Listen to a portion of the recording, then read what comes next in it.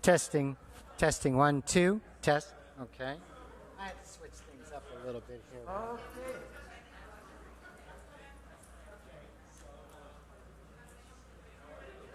Okay.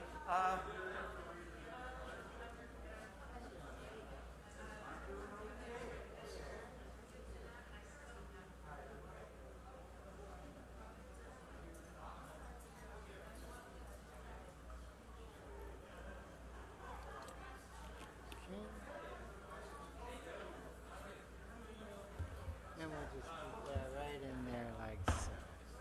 Okay.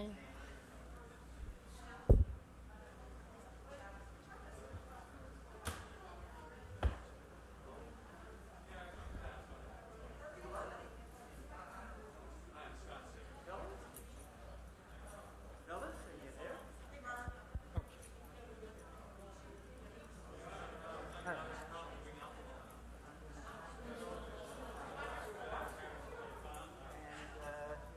Sir, Are you there? there's water here for you. Okay, I'll keep going down there. Okay. Okay. All right. Okay. Would you mind making an announcement that services or people are enjoying themselves just a little too much? A little too much frivolity. No. You make an announcement. Just go out there and say the service is about to begin. Okay. Tell anybody to answer. Huh? Huh? Yeah, I'm gonna try to. Where's the camera?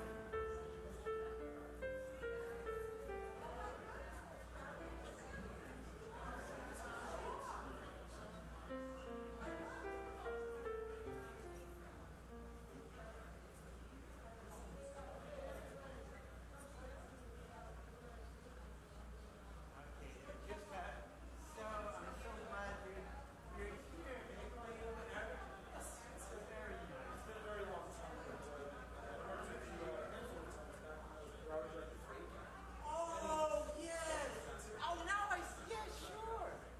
I'm fine. Let me just tell the people online. I gotta tell them. We're starting a little later.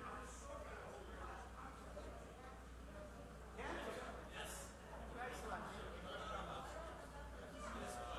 Yes, Eric.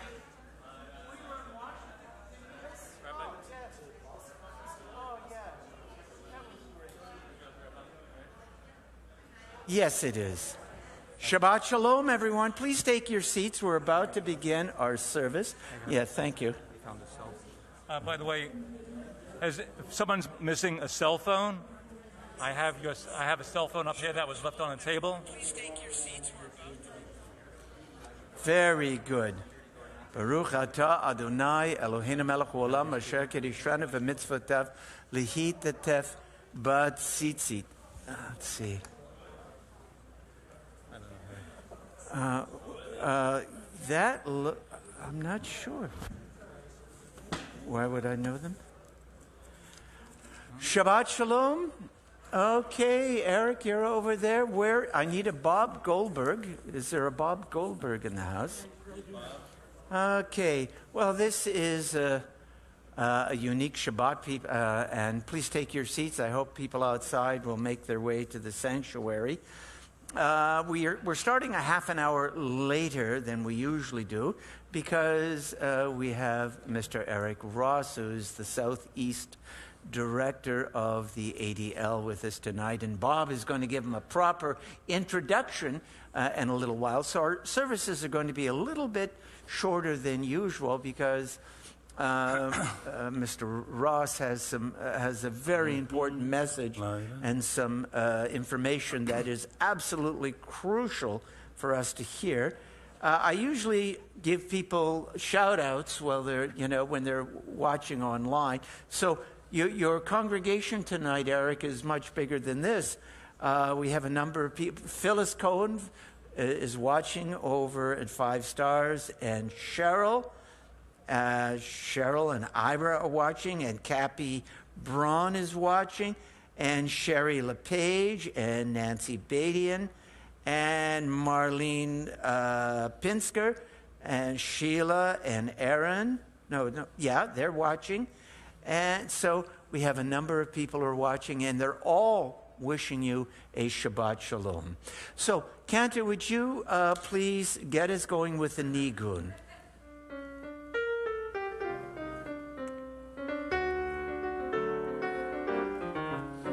La la la la la la la la. La la la la la la la la. La la la la la la la la la la. La la.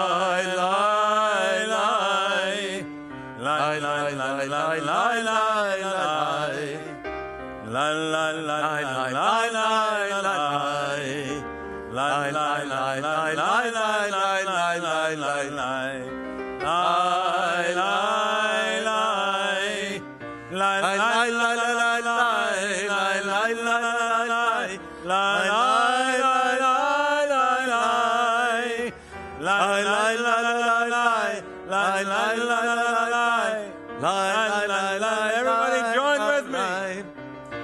La la la la la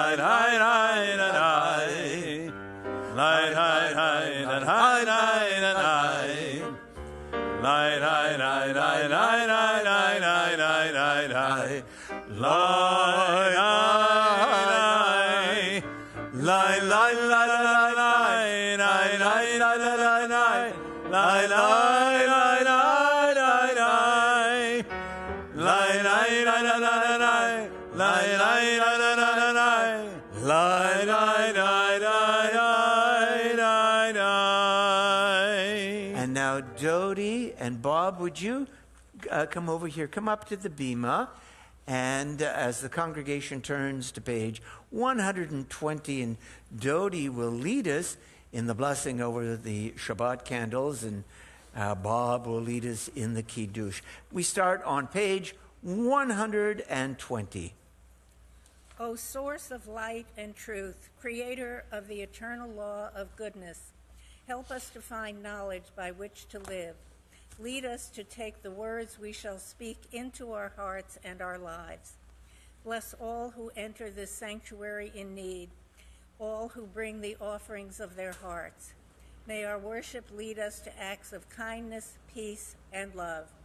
Baruch atah Adonai Eloheinu melech haolam, asher kiddushanu v'mitzvotav v'tzivanu lahadlik shel Shabbat. Amen. Baruch atah Adonai Eloheinu melech haolam, asher kiddushanu b'mitzvotav v'tzivanu lahadlik ner shel Shabbat. Now we turn to page 123. We will try to go to page 125 first, if you would, for a little bit more of the Shabbat mood. The bottom 4 lines. Would you please join me? Let me learn to pause, if only for this day. Let me find peace on this day. Let me enter into a quiet world this day. On this day, Shabbat abide. Back to page 122. The heaven and the earth were finished in all their array. On the 7th day, God finished the work that God had been doing. And God ceased on the 7th day from all the work that he had done. And God blessed the 7th day and declared it holy, because on it God ceased from all the work of creation that God had done. Baruch atah Adonai Eloheinu melech haolam, borei pri hagafen. Baruch atah Adonai Eloheinu melech haolam, borei pri hagafen. Baruch atah Adonai Eloheinu melech haolam, asher kiddushanu b'mitzvotav v'ratzavanu, v'shabbat kodsho b'ahava uvratzon, inchilanu zikaron l'maaseh v'reishi, ki hu yom techila למקראי קודש, זכר יציאת מצרים. כי בנו בחרת, ואותנו קידשת מכל העמים, ושבת קודשך באהבה וברצון הנחלנו. ברוך אתה אדוני מקדש השבת. Amen. L'chaim, Yasher Koch. Okay. Oh, and I see Linda and Fran and Paula have just joined the congregation. They just walked in, but you can't see them. I know. But they're with us. I believe you. Okay. Very good. Shabbat Shalom to those watching online. Cantor, let's do a couple of Zmirot. Okay, page 128, top of the page, Psalm 133, Hine Matov. Hine Matov umanayim, shevet achim gam yachad. Hine Matov umanayim, shevet achim gam yachad. Hine Matov, shevet achim gam yachad. Hine Matov, shevet achim gam yachad. Hine Matov umanayim, shevet achim gam yachad. Hine Matov umanayim, shevet achim gam yachad. Directly beneath that, Ma Yafeh Hayom, Shabbat Shalom. How lovely today is. Shabbat Shalom. Ma Yafeh Hayom, Shabbat Shalom. Ma Yafeh Hayom, Shabbat Shalom. Shabbat, Shabbat Shalom. Shabbat, Shabbat Shalom. Shabbat, Shabbat Shalom. Shabbat Shalom. Ma Yafeh Hayom, Shabbat Shalom. Ma Yafeh Hayom, Shabbat Shalom. You know, Damon and Fran are watching from North Carolina. Shabbat Shalom, we miss you too. And my sister, I call Trudy Leshner my sister. Trudy and Ben are watching, and Stanislav is watching also. Shabbat Shalom to you. Okay, page 131, we'll sing the bottom paragraph of Psalm 96, Yismechu Hashamayim. Yismechu Hashamayim, Hashamayim, Yismechu Hashamayim, Hashamayim, Yismechu Hashamayim, V'tagel haaretz. Yismechu Hashamayim, Hashamayim, Yismechu Hashamayim, Hashamayim, Yismechu Hashamayim, V'tagel haaretz. Yiramayam, Yiramayam, Yiramayam umlo. Yiramayam, Yiramayam, Yiramayam umlo. Yiramayam, Yiramayam, Yiramayam umlo. Yiramayam, Yiramayam, Yiramayam umlo. Yismechu hashamayim, Hashamayim, Yismechu hashamayim, Hashamayim, Yismechu hashamayim, Betagel haaretz. Shabbat Shalom, Greg, and we certainly will include a prayer for Michelle when we do the Misha Berach. Please keep me informed on how she's doing. Okay. Okay, page 138, Lecha Dodi. We will sing verses 1, 2, 5, and 9. Aye, aye, aye.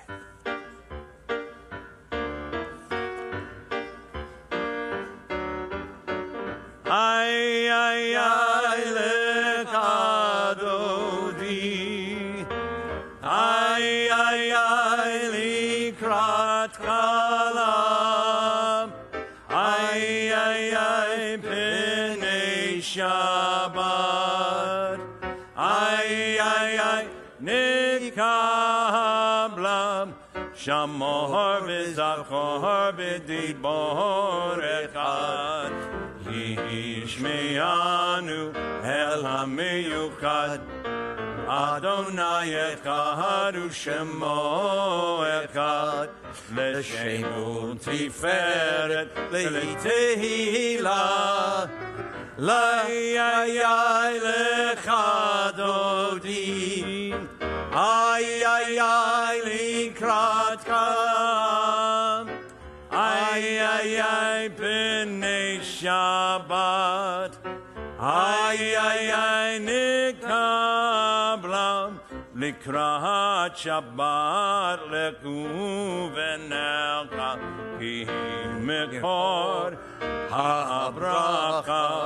Merosh mikedem nesucha. Sof ma'aseh v'makava tequila. Ay, ay, ay, Lecha Dodi. Ay, ay, ay, Likrat Kalam.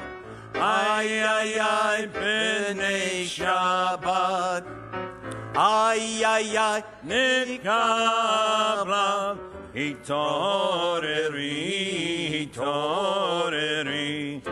Kiva orech, uri, ori. Uri, uri, shir dameri. Kavod Adonai, alayich nigla. Ay, ay, ay, Lecha Dodi.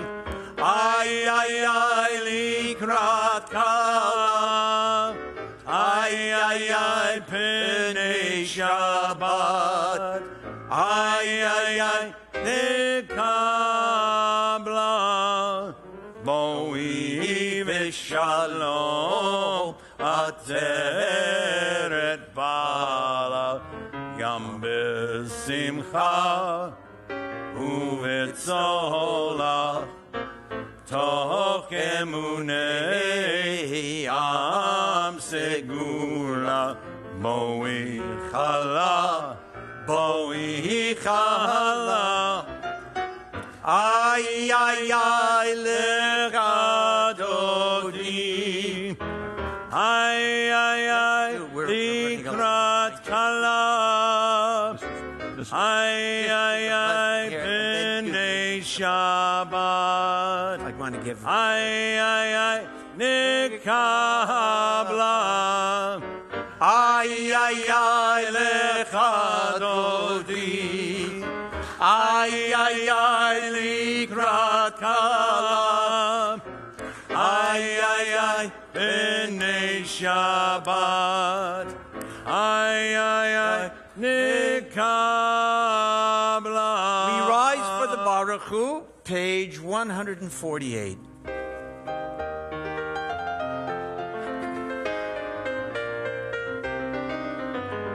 Lie, lie, lie, lie, lie, lie, lie.